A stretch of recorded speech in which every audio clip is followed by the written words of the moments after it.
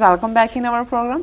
And doctor ਸਾਹਿਬ, ਸਾਡਾ ਪਹਿਲਾ ਸਵਾਲ ਹੈ, ਪੰਜਾਬ ਪ੍ਰਦੇਸ਼ ਕਾਂਗਰਸ ਕਮੇਟੀ ਦੇ ਪ੍ਰਧਾਨ ਪ੍ਰਤਾਪ ਸਿੰਘ ਬਾਜਵਾ ਨੇ ਦੋਸ਼ ਲਾਇਆ ਹੈ ਕਿ ਪੰਜਾਬ ਟੈਕਨੀਕਲ ਯੂਨੀਵਰਸਿਟੀ ਦਾ ਵਾਈਸ ਚਾਂਸਲਰ ਰਜਨੀਸ਼ ਅਰੋੜਾ ਇੱਕ RSS ਦਾ ਬੰਦਾ ਹੈ ਅਤੇ ਉਹ ਯੂਨੀਵਰਸਿਟੀ ਦੇ ਕਰੋੜਾਂ ਰੁਪਏ RSS ਤੇ BJP ਨਾਲ ਸੰਬੰਧਿਤ ਲੋਕਾਂ ਨੂੰ ਖਵਾ ਰਿਹਾ ਹੈ। ਸਰਦਾਰ ਬਾਜਵਾ ਨੇ ਸਮੁੱਚੇ ਮਾਮਲੇ ਵਿੱਚ CBI ਜਾਂਚ ਦੀ ਮੰਗ ਕੀਤੀ ਹੈ। ਇਸ ਬਾਰੇ ਤੁਹਾਡੇ ਕੀ ਵਿਚਾਰ ਹਨ? देखो, ये बड़ी दिलचस्प गल है कि पंजाब च अपने आप नूं पंथक कहाउण वाले अकाली दल की सरकार है जी। ये एक वो नोन जिन्हों कार्ड होल्डर कहते ने RSS का बंदा है रजनीश अरोड़ा जी, उन्होंने अपॉइंट कर दी है जी। टैक्नीकल यूनिवर्सिटी जलंधर का वाइस चांसलर जी जी। उदों भी विरोध होया जी। हुण उन्होंने एक्सटेंशन दी है जी और उसकी एक्सटेंशन नूं चैलेंज किया है पंजाब हरियाणा हाई कोर्ट च। और पंजाब हरियाणा हाई कोर्ट ने 8 जुलाई के फैसले दे विच कहा भी इनू रीएग्जामिन किया जाए इस एक्सटेंशन जी। हुण प्रताप सिंह बाजवा कांग्रेस का लीडर है, कांग्रेस प्रदेश कांग्रेस कमेटी का प्रधान है जी। उन्हें अज पंजाब के गवर्नर शिवराज पाटिल नूं चिट्ठी लिखी है जिहड़ी कि सारे मीडिया दे विच आई है जी। उहदे च उन्हें कहा कि भी इस बंदे नूं रजनीश अरोड़े नूं इमीडिएट डिसमिसल एकदम इनू डिसमिस किया जाए जी। और ये इन्ना करप्ट आदमी है भी इन्हें 25 करोड़ तो ज़्यादा रुपया 7 बेनामी डील्स के नाल जिहड़ियां कीतियां ने वो BJP और RSS के काडर नूं खवाए ने जी। और इनू डिसमिस किया जाए, CBI इनकुआरी होए। जे CBI नहीं करवानी, सिटिंग जज पंजाब हरियाणा हाई कोर्ट का इनकुआरी करे।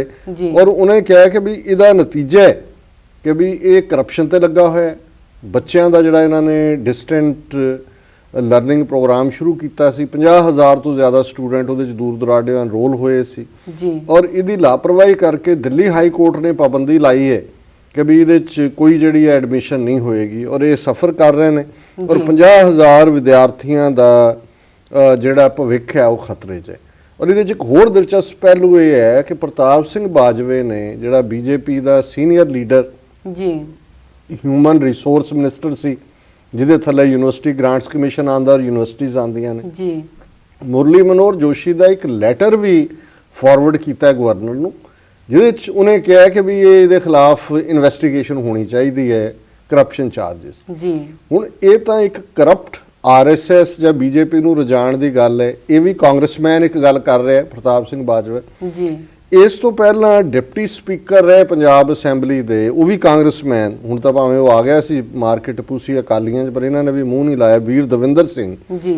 उन्हें फरवरी 2013 दे विच एक स्टेटमेंट दित्ती सी, पब्लिक स्टेटमेंट, और बड़ी क्लीयरली उन्हें कहा भी ये RSS का बंदा ला दिता है बादल ने, ये भगवाकरण कर रहा है सारे सिलेबस का। और इन्हें 2010-11 दे विच एक सबजैक्ट शुरू किया, कंपलसरी सबजैक्ट, उसका नाम human values and professional ethics जी। इस सबजैक्ट दे विच जिहड़ी टैक्स लाइयां गई हैं, ये कंपलसरी 100 नंबर का जी, मार्क्स 100।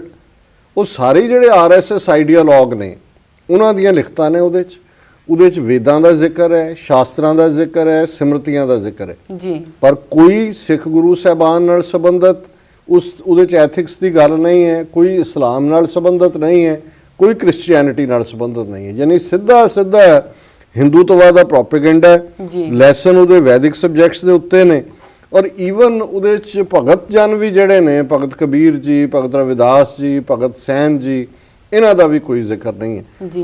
हुण हिस्टरी नूं किवें डिफाइन करे जी कि एक अकालियां दी सरकार जी, जिन्हां दा धर्म सिख है, जिन्हों RSS जिहड़ा है वो खा रहा बड़ी तेजी दे नाल जी, उन्हां दा चीफ मिनिस्टर एक करप्ट RSS दे बंदे नूं अपॉइंट कर दे जी जी। उहदी टर्म खत्म हुंदी है, उहनूं फिर एक्सटेंशन दिंदा है, कोर्ट रोकदा है कि भी एक्सटेंशन रोकी जाए। कांग्रेसमैन जिहड़े ने पहला भी उन्हें जिहड़ा वीर दविंदर सिंह ने ही स्टैंड लिया है और हुण भी जिहड़ा प्रताप सिंह बाजवे ने लाइन लई है।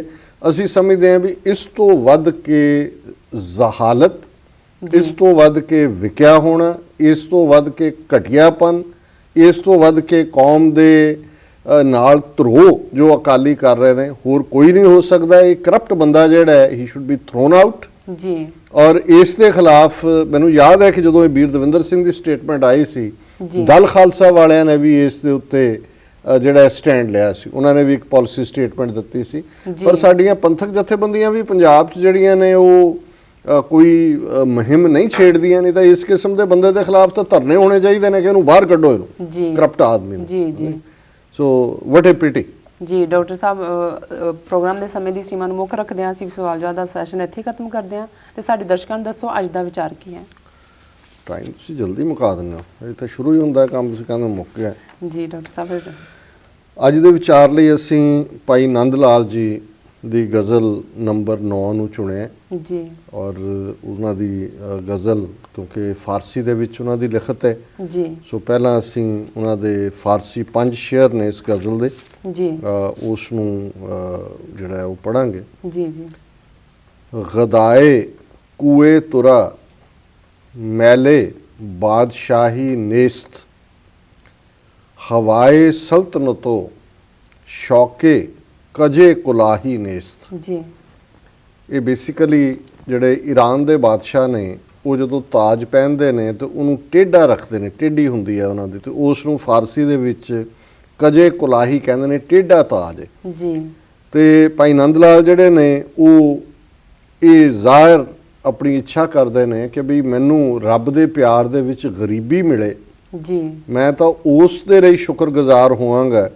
ਮੇਰੇ ਸਾਹਮਣੇ ਬਾਦਸ਼ਾਹਤਾਂ ਔਰ ਇਹਨਾਂ ਦੇ ਤਾਜ ਇਹ ਕੋਈ ਮਾਇਨੇ ਨਹੀਂ ਰੱਖਦੇ, ਉਹਨਾਂ ਨੂੰ ਮੈਂ ਬਿਲਕੁਲ ਨੇਸਤ, ਉਹਨਾਂ ਨੂੰ ਮੈਂ ਛੱਡ ਦੇं जी। फिर दूसरा शेर है, हर आं के मुमलके, हर आं के मुमलकते दिल गिरफ्त सुल्तान शुद्ध, कसे की याफत तुरा हमचू ओ सिपाही नेस्त। वो कहते हैं भी जिन्हें भी दिल की बादशाही मिली है जी, फकीर रब दा बंदा, उसनू उस वर्गा होर कुछ नहीं नज़र आता, बाकी दुनिया भर का सब कुछ वो दिल की बादशाही जिहड़ी रब दे प्यार नाल है उस तो कुर्बान कर दिंदे जी। गदाए दरगाह तो बादशाहे हर दो सरास्त, असीरे मस्तुरा हाजत रहाई नेस्त। जी।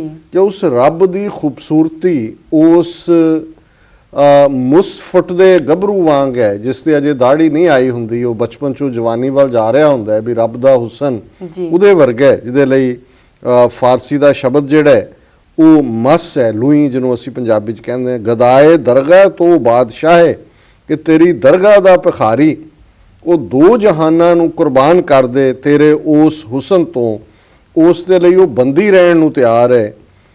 कुदाम दीदा के दरवै सवादे नूर तो नेस्त, कुदाम सीने के ओ मखजने अलाही नेस्त। जी। कि जिहड़ा रब दे प्रकाश दा सुरमा है वो दो जहानां दे विच नूर पैदा कर दे और उस नूं छाती दे विच सीने दे विच रख के दुनिया दी हर बादशाहत नूं नकारिया जा सकदा है।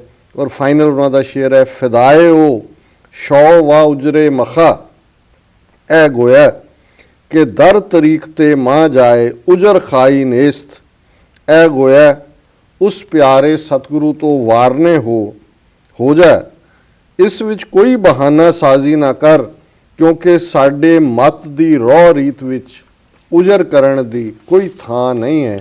ते पंजाबी अनुवाद प्रिंसिपल हरभजन सिंह जी दे, दर तेरे दा मंगता प्रीतम मंगे मूल न शाही बादशाहत।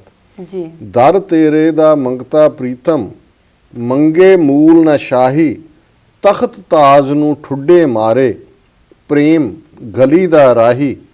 मन दी बादशाहत जो जिते सो सुल्तान सदाए, जो नर करे प्राप्त तैनू सूरा सोई कहाए।